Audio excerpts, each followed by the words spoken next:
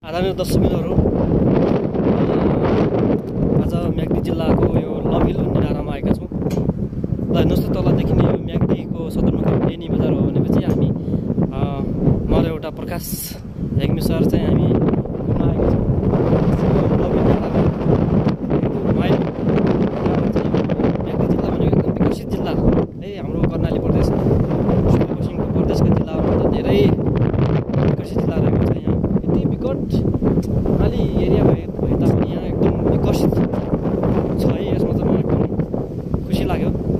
र हाम्रो बेनी बजार हेर्नुहोस् त, एकदम बेनी बजार छ। तल हेर्नुहोस्, लभिल लभ डाँडामा आएका छौँ हामी। यहाँको वातावरण, यहाँको हावा एकदम सुन्दर, एकदम मनमोहक छ है। आदान दर्शन पारीको चाहिँ यो पर्वत हो।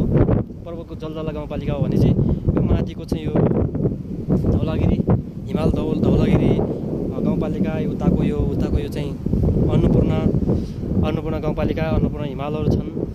एकदम मनमोहक दृश्यहरू देख्न पाइयो।